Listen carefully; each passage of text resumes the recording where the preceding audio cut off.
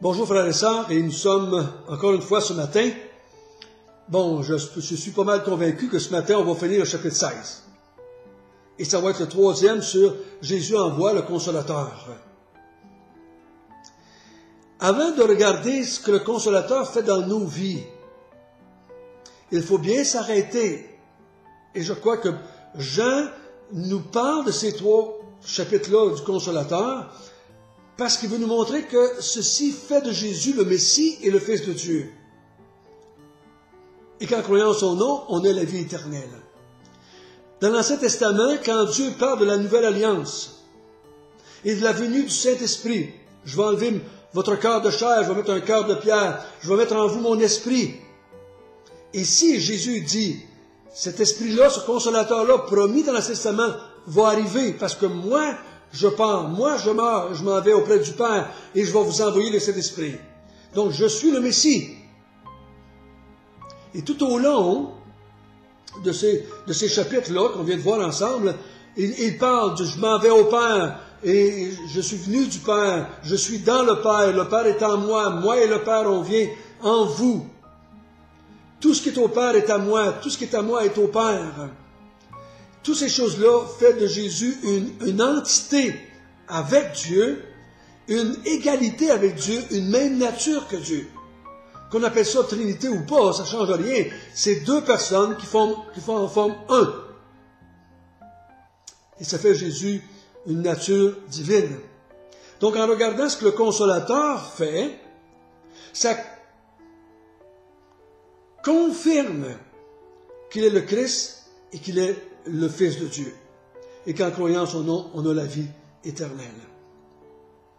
Pour qu'il puisse nous diriger cet esprit de vérité-là, nous allons prier. Notre Père du ciel, merci. Merci que tu nous as choisis. Merci, comme on a vu, que tu as fait de nous tes amis. Nous sommes plus de ce monde, comme tu n'es plus de ce monde. Nous vivons dans le monde, et comme tu as vécu dans le monde. Et tu as vécu dans le monde par la puissance de l'Esprit, et nous vivons dans le monde aussi par la puissance de l'Esprit, ce consolateur, cet avocat qui vit dans chacun de tes enfants. Dirige-nous par lui ce matin, que lui puisse nous aider à comprendre ce que tu as dit à tes disciples pendant cette nuit qui précédait ta mort. Conduis-nous parce que nous te prions. Au nom du Seigneur Jésus. Amen.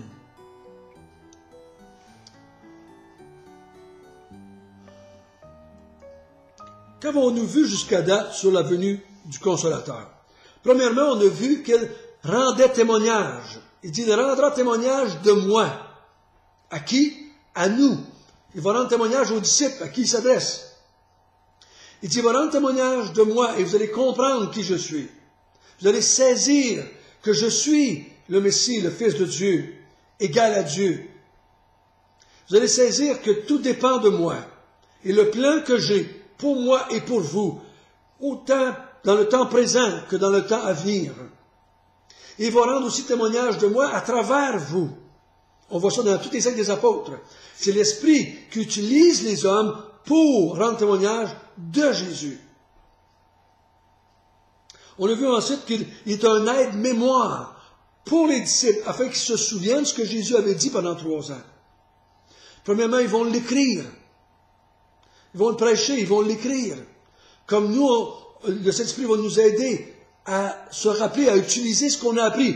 Le Saint-Esprit ne peut pas nous aider à utiliser ce qu'on n'a pas appris, ce qu'on ne sait pas. On a vu troisièmement qu'il convainc le monde de péché, de justice et de jugement. Il l'a fait avec nous. Maintenant, il va nous utiliser, nous, pour convaincre, parce qu'on va proclamer les vérités, il va nous utiliser pour convaincre le monde de péché, de justice et de jugement.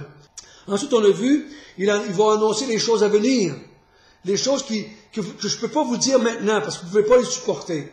Mais il va venir, et là, lui, il va vous les révéler, et lui, il va vous les aider à les comprendre, à les mettre ensemble. Il va vous aider à monter le casse-tête, pour que vous compreniez comment moi, avec la nouvelle alliance, je fit avec l'ancienne alliance. C'est pour ça que vous allez voir dans les actes des apôtres, et dans les épîtres, et dans l'Apocalypse, des centaines, je dirais même des milliers de liens avec l'Ancien Testament. Il va les aider à mettre ça ensemble. Et on a terminé hier avec « Il changera votre tristesse en joie. On a fait attention. Il ne parle pas de tristesse humaine, ni de joie humaine et terrestre. Il ne parle pas de cette tristesse qui vient quand je perds un enfant, ni de cette joie qui vient d'avoir un enfant. Mais il parle de la tristesse que les disciples ont ici. Tristesse parce que Jésus s'en va, parce qu'ils ne comprennent pas ce qu'il est en train de faire, parce qu'ils ne comprennent pas qu'il doit mourir et ressusciter le troisième jour. Il dit quand l'Esprit va venir, il va transformer cette tristesse en joie. Ça ne veut pas dire que les disciples sont plus tristes, ça ne veut pas dire que les enfants de Dieu sont jamais tristes. Non, c'est pas vrai. Quand les choses difficiles de la vie arrivent, on pleurniche, on se lamente, on va des fois même en dépression, parce que la tristesse nous accable.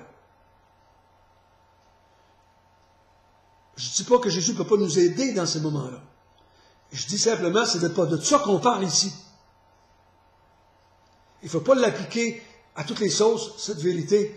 La vérité qui parle ici, c'est cette tristesse qui est causée à cause du péché de l'être humain. Et ce matin, nous allons continuer ensemble à partir du verset, chapitre 16, verset 23. Et nous allons lire ça jusqu'au verset 33.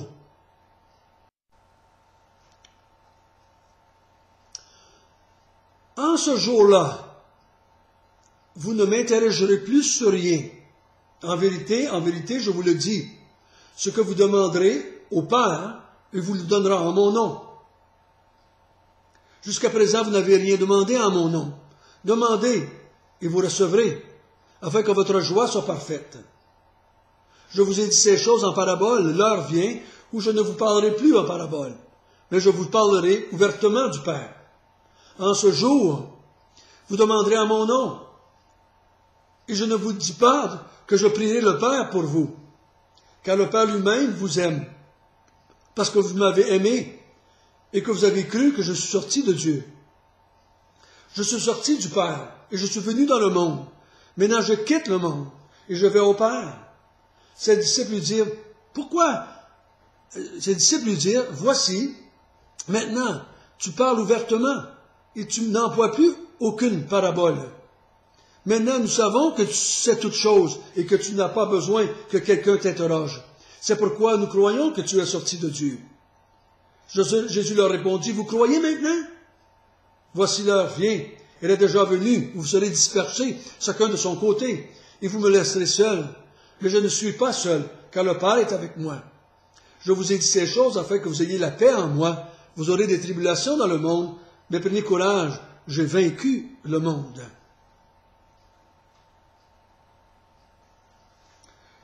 La sixième chose qu'il va faire, c'est qu'il leur dit, quand le Consolateur va venir, vous allez demander des choses à mon Père en mon nom, et il vous le donnera. Qu'est-ce que ça veut dire, ça? Autre chose est certaine, c'est que c'est en ce jour-là, le même jour qu'on parle depuis quelque temps, ce jour de la Pentecôte, ce jour où le Consolateur va venir en eux. Il dit, jusqu'à présent, vous n'avez jamais rien demandé en mon nom. Mais, le jour que le Consolateur va venir, vous allez demander en mon nom.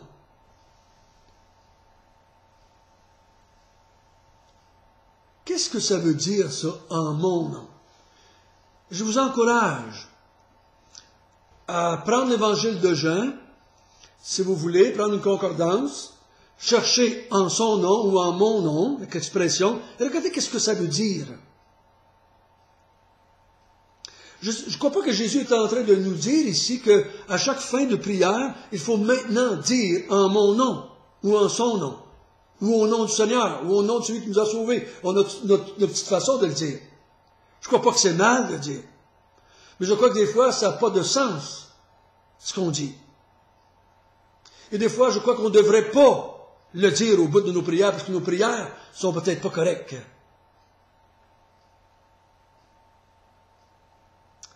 Mais il dit ceci, en ce jour-là, vous ne m'interrogerez plus sur rien. Le jour que le Consolateur va venir, vous allez, je vous le dis, ce que vous demanderez au Père, il vous le donnera en mon nom. Donc, ce que vous allez demander au Père, il va vous le donner à cause de Jésus, à cause de ce que Jésus a fait, à cause de ce que Jésus a accompli. C'est comme si on dit, si nous croyons en son nom, il nous sauve. Ça veut dire quoi? Si nous croyons en ce qu'il est, en ce qu'il a fait, il nous sauve. S'il dit qu'il va nous le donner en son nom, à cause de ce qu'il est et à cause de ce qu'il a fait, le Père va nous donner ce qu'on demande. Mais au verset 24, il dit, jusqu'à présent, vous n'avez rien demandé en mon nom. Fait qu'il il va pas juste nous le donner, le Père va pas juste nous le donner en son nom, mais nous, il faut demander en son nom. Mais il dit, vous demanderez en mon nom. C'est pas s'il y avait quelque chose à gagner, là. Mais quand le consolateur va venir, on va demander en son nom. Parce que le consolateur va changer quelque chose en nous. Il va faire un miracle en nous. Il va nous donner une nature éternelle. Il va nous donner la vie éternelle. Il va nous donner la vie, et la vie c'est Jésus. Il va nous donner un peu de Jésus, si je pourrais dire. Il va nous transformer un peu à l'image de Jésus. Donc on va penser un peu comme lui. On va réfléchir un peu comme lui. Finalement, un jour, on va être totalement comme lui. Mais quand il vient habiter le consolateur en nous, il va faire ce miracle en nous et on va demander, au nom de Jésus, en accord avec ce qu'il est, en accord avec ce qu'il a fait, et en accord avec ce qu'il est en train de faire, et en accord avec ce qu'il va faire. Si je vais vous voir, vous, au nom de quelqu'un d'autre, moi, ça n'a pas d'importance. Je viens de la part de quelqu'un. Quand Jésus a dit, je vous parle au nom du Père, il dit, si vous rachetez ce que je vous dis, vous rachetez le Père. Nous, quand on demande au nom de Jésus, on demande en accord avec la personne de Jésus, en accord avec le plan de Jésus, présent, futur, passé, présent et futur. De quoi je crois que des fois, je pense que, à cause qu'il a dit demandez ce que vous voulez, on se lance et on demande n'importe quoi. On prie pour nos chiens qui sont malades, on prie pour nos vaches qui ne donnent pas de lait, on prie pour n'importe quelle affaire parce qu'il a dit demandez tout ce que vous voulez. En tout cas, je ne vois pas aucun apôtre dans le Nouveau Testament, aucun chrétien dans le Nouveau Testament qui prie pour des choses semblables. Mais restons dans notre contexte. Il dit, demandez en mon nom et vous recevrez, afin que votre joie soit parfaite. Selon ma compréhension, demandez au nom de Jésus. Je dis ça comme cela. C'est comme si c'est Jésus qui le demandait. Qu'est-ce que Jésus demanderait, lui, s'il était ici? Qu'est-ce qu'il demanderait, lui, dans la situation?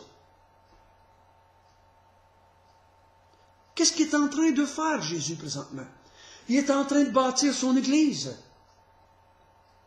Ce que nous demandons va refléter Jésus qui est en train de bâtir son Église. Attention, il n'est pas en train de bâtir une bâtisse. Il bâtit son Église, ça veut dire qu'il est en train de sauver un groupe de personnes afin qu'ils puissent servir Dieu, son Père, et le glorifier pour l'éternité. Donc, ce que nous demandons, nous, doit refléter ça. Et qu'est-ce qu'il va faire dans l'avenir? Il va aussi détruire le monde dans lequel nous vivons et en bâtir un nouveau. Et nous prendre avec lui. C'est ça son plan, c'est ça qu'il est en train de faire. Notre vie de prière devrait refléter ça. Ce qu'on demande au nom de Jésus est l'équivalent pour moi que dans 1 Jean. Ce matin, j'écoutais Don Carson qui parlait dans 1 Jean, demander selon sa volonté. Mais il dit bien des fois, on ne connaît pas la volonté. Donc, si on veut prier sa volonté, il faut essayer de savoir quelle est la volonté de Dieu. Quelles sont les promesses de Dieu? Qu'est-ce que Dieu est en train de faire afin que nos prières reflètent la volonté de Jésus, le nom de Jésus? Si vous voulez en savoir un peu plus long là-dessus, écoutez la série que j'ai faite sur comment prier. Allez dans le site web, sur le lien études thématiques. Il dit, votre joie soit parfaite. Oh, qu'est-ce que c'est? Il dit, demandez, vous recevrez votre joie soit parfaite. Je vous garantis que j'ai connu bien des chrétiens et je n'ai pas besoin de regarder des autres chrétiens, j'ai qu'à me regarder dans le miroir. Combien de fois j'ai prié et ma joie était plutôt de la tristesse parce que ça n'arrivait pas, je demandais, ça ne marchait pas.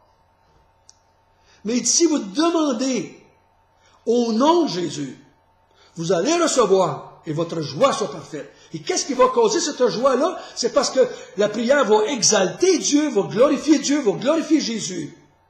Et ça va faire, votre joie va être parfaite. Et cette joie-là vient du Saint-Esprit, du Consolateur, qui vous emmène à prier au nom de Jésus pour la gloire de Dieu. Et ça va faire votre joie, et votre joie va être parfaite.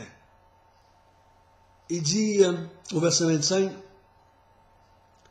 je vous ai dit ces choses en parabole, mais l'heure vient, je ne parlerai plus en parabole, mais je vous parlerai ouvertement du Père. Il dit, le jour vient. Maintenant, quand l'Esprit consolateur va venir, les choses vont devenir claires. Je n'utiliserai plus les paraboles. Le Saint-Esprit va vous expliquer, va vous faire comprendre. Il va vous dire des choses que maintenant, je suis obligé d'utiliser les paraboles, mais dans le temps qui va venir, l'Esprit de Dieu va vous expliquer. Il dit au verset 26, en ce jour-là, vous demanderez en mon nom. Et je ne vous dis pas que je prierai le Père pour vous. Parce qu'à ce jour-là, le Père va habiter en vous. Jésus va habiter en vous. Le Saint-Esprit va habiter en vous. Il dit, pourquoi je ne prierai pas le Père pour vous? Car le Père lui-même vous aime parce que vous m'aimez. Et que vous avez cru que je suis sorti de lui. À ce moment-là, vous allez parler directement au Père. Vous allez avoir accès directement au trône de Dieu.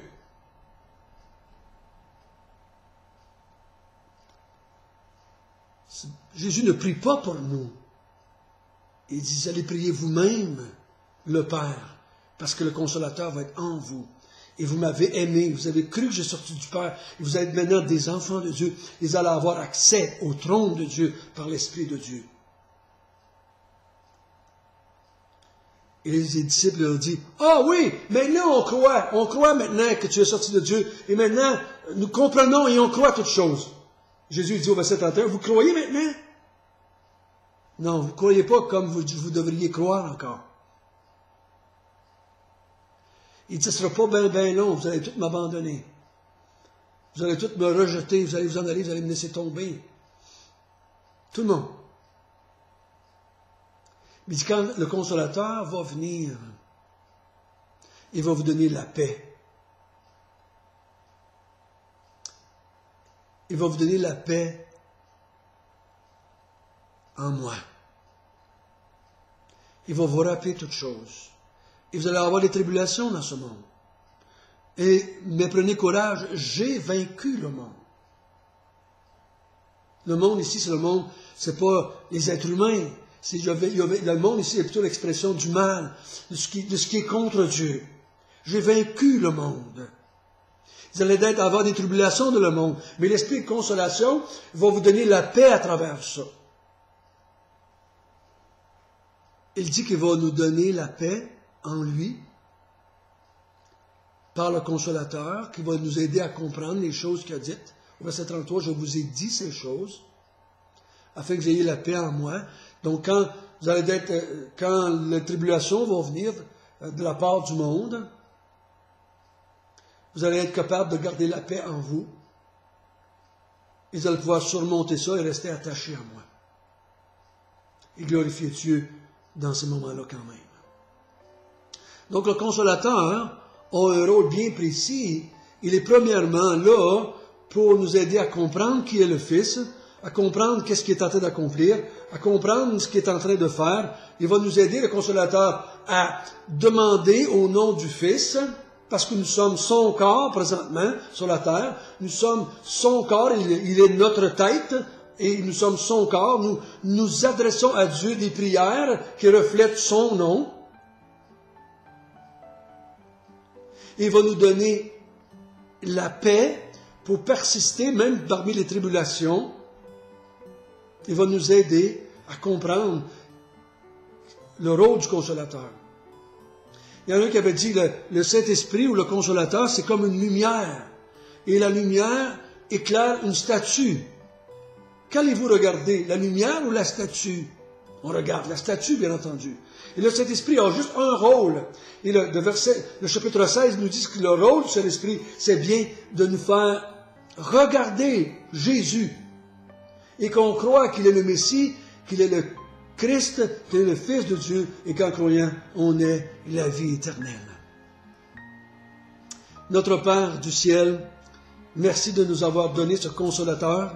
Sans lui, on ne pourrait pas comprendre. Sans lui, on serait complètement perdu, capable de rien faire. Sans lui, on ne serait pas capable de continuer à travers les tribulations, les persécutions. Nous continuons à travers les persécutions, nous avons persisté, non pas parce qu'on est des bons chrétiens, mais parce que l'Esprit Saint qui est en nous est un grand consolateur, un grand avocat, et il nous donne la capacité de continuer. Continue, Esprit de Dieu, à nous conduire dans toute la vérité. Amen.